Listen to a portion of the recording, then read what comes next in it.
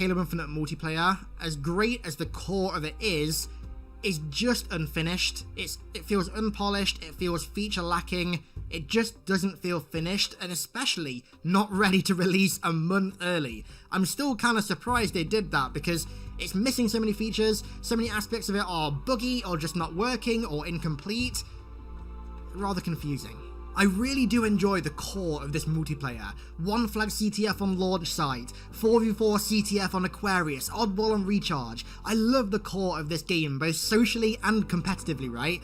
But there are so many of the outlying factors that really kind of build the Halo multiplayer experience for me, like progression, like customization, that are just so lackluster and just not good in this game, that it really sullies the overall experience and kind of just makes me not want to play it until they're fixed, like I said. But thankfully, I've got that beautiful campaign to play in the meantime, and 343 are on the ball at the moment with fixing stuff, and I'm assuming that when they get back from their well-deserved holiday break, the fixes will start rolling out even faster, so I am very excited for that. And I do think that what we have here with Infinite's multiplayer, although the launch hasn't been great, although right now it's not in the best state, is the best foundation for a Halo game since Halo 3, and I'm very excited, regardless of my issues with it right now, to see where this game is in 1 year, 2 year, 3 years time, because I genuinely think... Bro, I don't know how relevant this game's gonna be in 1 or 2 years, in all honesty. Like, at the rate that this game's kind of dropping, which, I mean, let's see how many people are on right now. You have 40,000 people. It's not exactly killing it right now. Let's see how many people are in Destiny.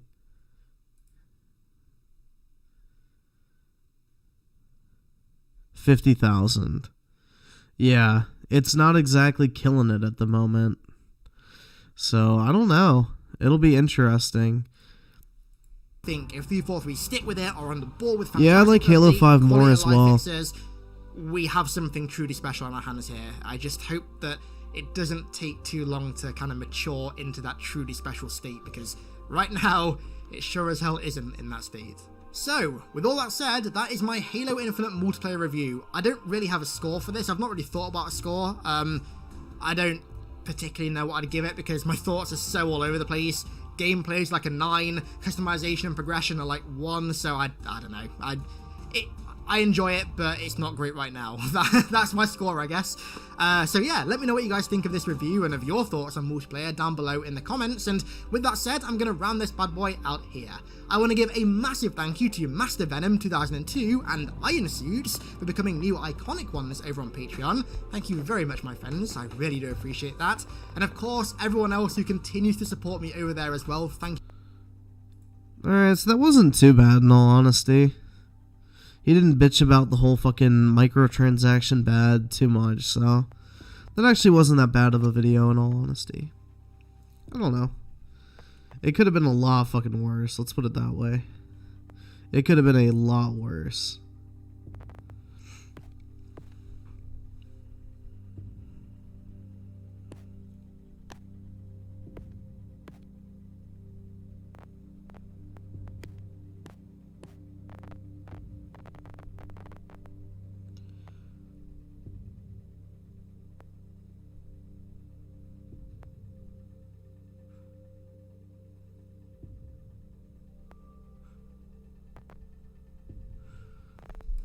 Oh, I did want to watch this. I found one that I did want to watch. We're gonna see this one. I don't think this is gonna be bad, but we'll see. But I just wanted to look at the Epic Games Store's latest good use of money.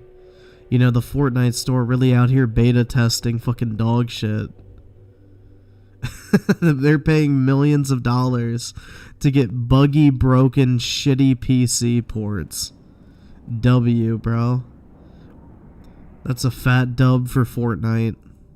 Unfortunately, PC ports can be something of a hit or miss, especially for Square Enix, whose more recent releases like Chrono Trigger, older Final Fantasy titles ports, and Nier Automata on PC have been pretty rough and less than ideal. And now with Final Fantasy VII Remake making its way to PC, people are keeping their fingers crossed that that take their time with this one and ensure that there Doesn't this game not even have like fucking graphical settings? Like, it's so fucking bad. be a wide array of settings for players to tweak, that the performance would be well optimized for a wide variety of graphics cards, so on and so forth.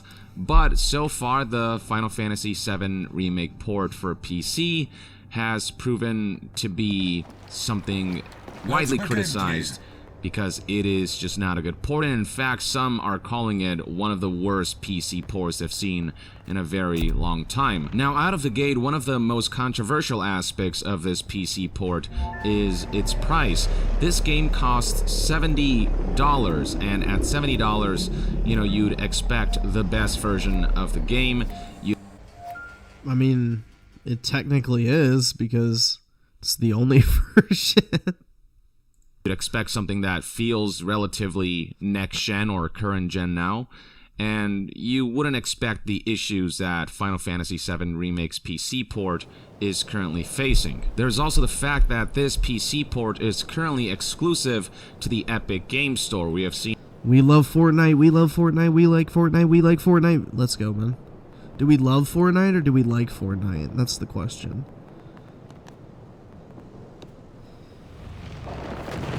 Yeah, Nier Automata PC port was awful. It still is to this day. I don't think they ever fucking updated it. Like, it's been dog shit for the past 4 years.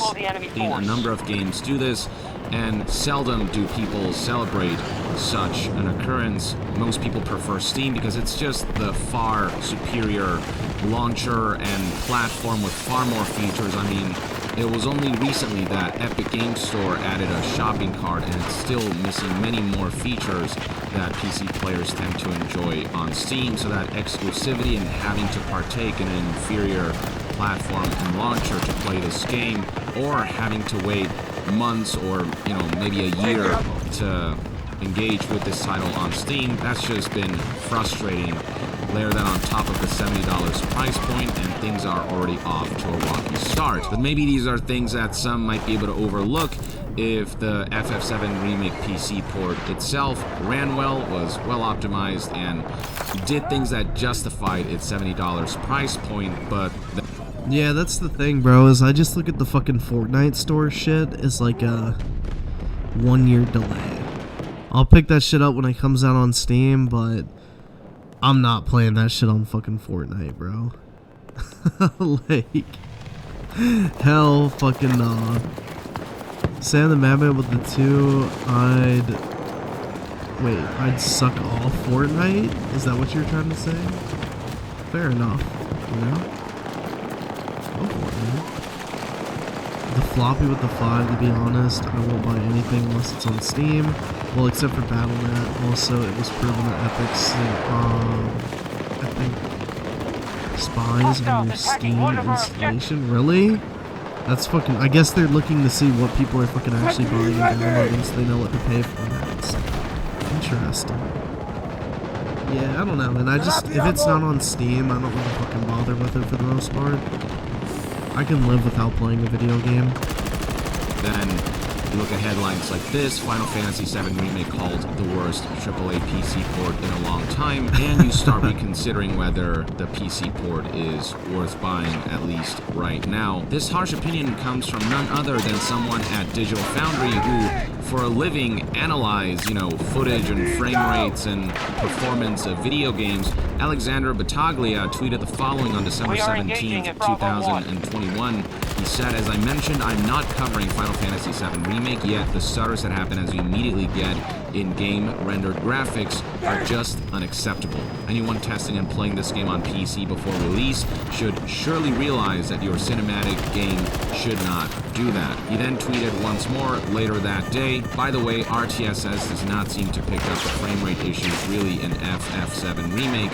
As far as I can tell, it is telling you the game is running at 60 frames when it sure as hell is not.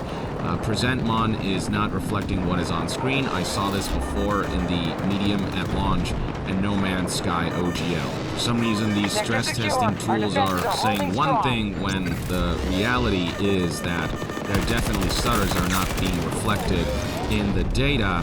And yeah, when it comes to frame rate drops, it's very easy to feel, especially if you're there playing the game, and they can certainly be pretty visible when the stutters are severe enough, and I'll get to that in a bit as I show you some footage from a number of outlets that highlight just how prevalent the stutter issues are. Alexander Battaglia then tweeted again that same day, "I never really do this since I usually cover this in a video, but add Ollie Mack or Oliver Mackenzie, another member of Digital Foundry, is going to be on this when I am on holiday.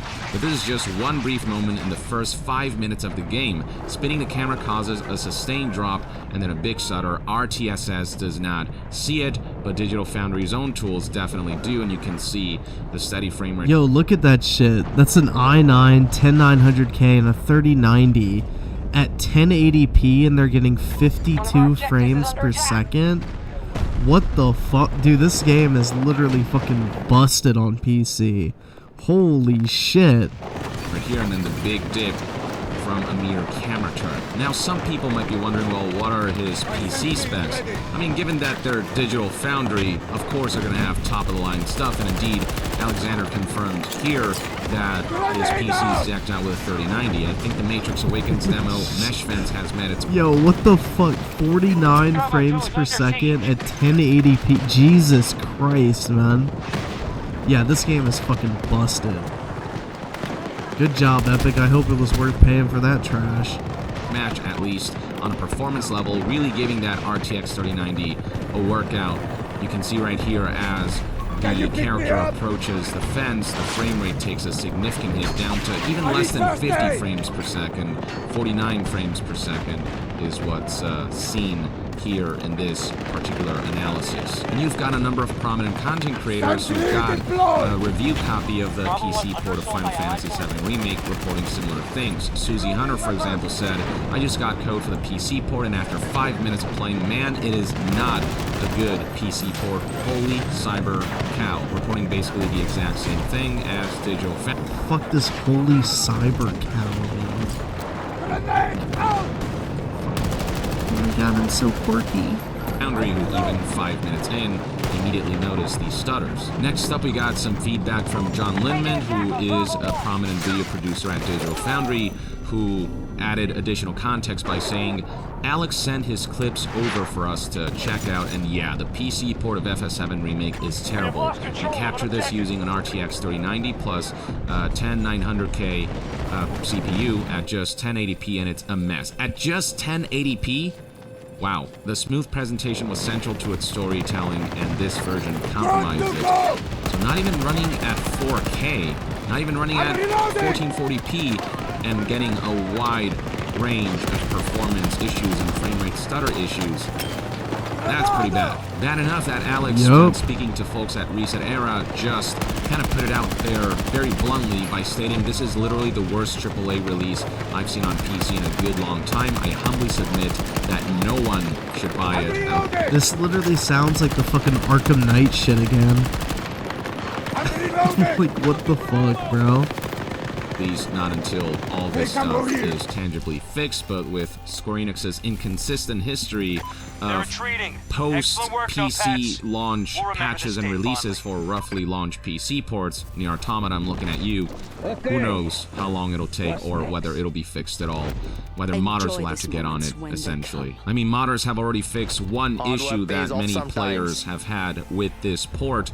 The fact that FF7 Remake uses dynamic resolution scaling on consoles as well as on PC, but on PC, there is no option to disable it, so now there's already a mod to disable dynamic resolution. On top of the performance issues, the graphic settings in Final Fantasy VII Remake PC port are woefully lacking, with PC Gamer's article reporting no variable frame option, no way to tweak anti-aliasing, toggle VSync, or control effects like motion blur. The port also doesn't let you control resolution scaling. And what's baffling is that this isn't reflective of PC ports that Square Enix has released in the past, like the Final Fantasy 15 PC port, which featured far more options. Even the Kingdom Hearts 3 PC port, which leaves something to be desired in terms of tweaking settings, still has far more options than the barren FF7 Remake. And I mean, it's like Nier Automata, though. There was like 0 fucking graphical settings whatsoever. Square Enix just does this shit all the fucking time, and it's really annoying. Like, Final Fantasy 15 is like the only game they actually spent time on and made sure that game was like really fucking good when it came to PC. And you can see the graphic settings right here for yourself and how meager these options are. You can basically tweak frame rates, and it's, you know, all locked up to a certain point. You cannot just completely unlock frame rates. And in terms of you can only put it up to 120, really? Jesus Christ. Tweaking elements of effects, texture and shadow resolution are the ones that are prominently featured. Some dynamic range aspects, and that's about it. And then you've got some HDR options and UI brightness, and this is just unacceptable for a PC port that's charging a whopping $70 for a game that's a couple years old now, and just having extra graphics, settings, and whistles that the initial release of the game didn't have because it released on last-gen consoles. That's not enough justification to raise the price from $60 to $70 for a game that has been out for a couple years now. And then you layer that on top of the performance issues that make this kind of the less ideal version of the game. You can see footage here showing the stutters, and I hope this is something that'll come across to you guys, though, you know, when I checked this video out, it seemed pretty apparent. So here we go. Here's the footage of this one particular YouTube user. Right here, you'll see it a lot. Yep. Right Holy there. shit. That was pretty noticeable. Yep. That's awful. Pretty self-explanatory. And it isn't just this one clip, which has been spreading quite a bit. Oh my god, I mean, this is nauseating levels of stuttering. Yeah, that's really It's fucking frequent bad. enough where, yeah, it would make it a pain to play and a pain to look at without some folks potentially That's feeling really bad. nauseated. Now here is another clip from Maximilian Dude, who is another prominent content creator. Here is his Twitch stream where he himself notes, man, the frame rate here, lots of stutter, way too many stutters.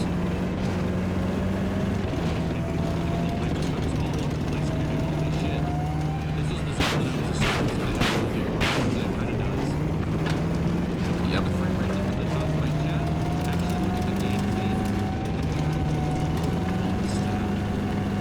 That's the thing. Tools don't reflect the frame rate stutters, but when Digital Foundry used their own tools, yeah, big bump right there, and then barely reflected here. Like, it showed 90 frames, but That's a big drop, though. That's what gives you that stutter. It doesn't matter that it only drops to 90.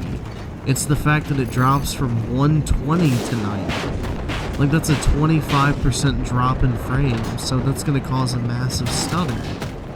It doesn't matter that it dropped to 90, it just matters that it dropped that fucking much. that seemed to dip well below 90 frames. Yeah, the data here is definitely not accurately reflecting what we're seeing on screen. And what Digital Foundry has analyzed based on their own testing, which, you know, has proven to be quite accurate, given that this is their area of expertise and has been for the past few years. Suffice to say that this package is not worth $70. Even if it ran fine, charging $70 for this would be very questionable. But then you add on top of that the frame rate issues, the severe lack of graphic settings, the timed exclusivity to a launcher and platform that is far less preferred than the significantly superior and feature-complete Steam. And you've got a situation where plenty of people feel insulted that Square Enix would sell such a compromised PC port given all the caveats that were there already with its price point and its choice of store exclusivity. And this certainly doesn't seem to be an isolated incident based on the fact that it wasn't just Digital Foundry who reported on this. Plenty of people out there, content creators in particular, are showing the game running in a relatively poor state, and you've got responses across social media, forums, and whatnot of your average player reporting similar things. Like below this post where this Digital Foundry crew member said that this is the worst AAA release I've seen on PC in a good long time, somebody else just said, I can confirm I've had the exact same issues in this same area. The first chapter ran butter smooth, the second chapter started to have some problems, but this part has micro stutters every 3 seconds. I thought maybe memory related problems, so I just don't know why they'd want to fuck up this one particular game, because